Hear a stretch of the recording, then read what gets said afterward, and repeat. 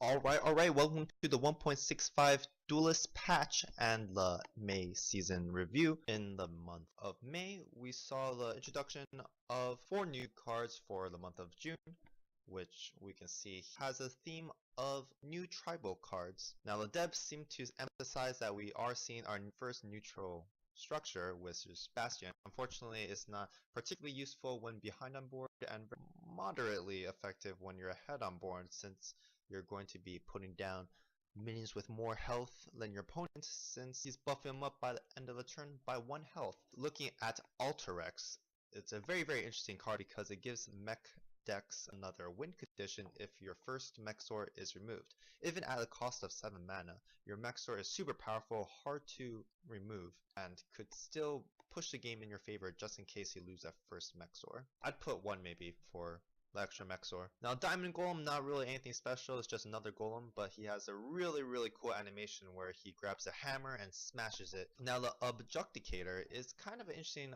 Arcanist spell ramp card. Because you're going to be lowering the mana cost of all the spells in your hand by 1, it definitely helps out with some of the more expensive spells like Heaven's Eclipse or Spiral Power, or it's able to be a proc for the combos that may not have been able to be used previously. Well, the competitive scene in Duelyst is certainly kicking off with many new tournaments being introduced into the scene. Snow Chaser Cup, which has been happening for quite a while on Fridays on Twitch, which you can check them out. The result of the Snow Chaser Cups are coming down to the Snow Chaser Cup Championship, which is featuring a prize pool of $1,500 to some of the best players that have been performing well in the Snow Chaser Cup. Not only that, Random CS is going into the Duelyst competitive scene by introducing the Dawn of Duelyst tournament. This seasonal tournament would feature a tournament every Friday, which will accumulate points towards their championship, and we should expect a prize pool of $500, but since this is being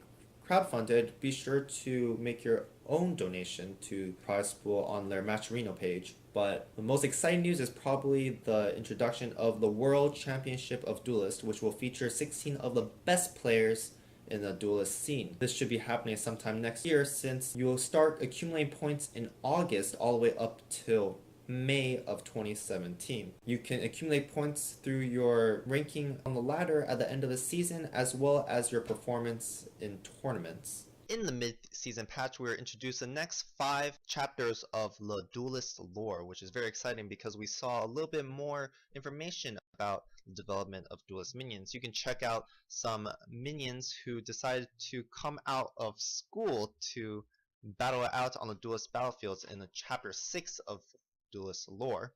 However, I'd like to emphasize chapter 7, which was incredible because it described more about the Intercrow, which is very familiar, being one of the ancestors of perhaps Vestruvian and the Abyssian host. Now the Intercrow turned out to be very violent, as seen in the previous chapter, where they decided to gain more power from killing of other species, and they actually turned out to be enslaving a familiar creature called a Wrathling.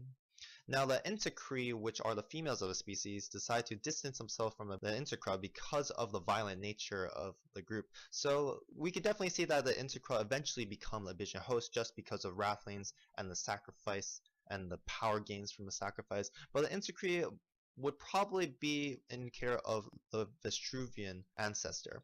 Even though we do see that the Abyssian host does include a few females in the roster, perhaps over the generations they split off as completely different species instead of being the same species right now, so be sure to check out more of that in the next installment of Duelyst lore. Now in chapter 8 we're introduced to a new subplot in the Duelyst history, possibly the first interactions between different factions. Count Delatrus was one of the greatest beings of that generation, being one of the beings that was most versed in communicating with the Tree of Eos.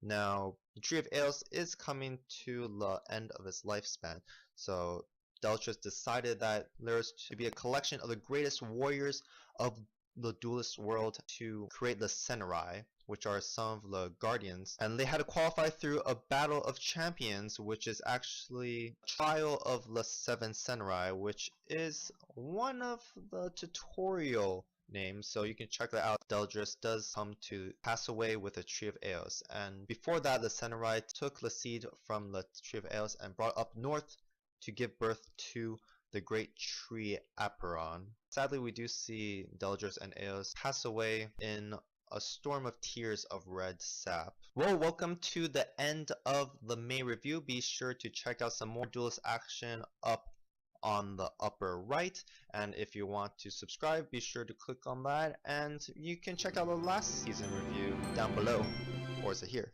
I'm not really sure. See ya!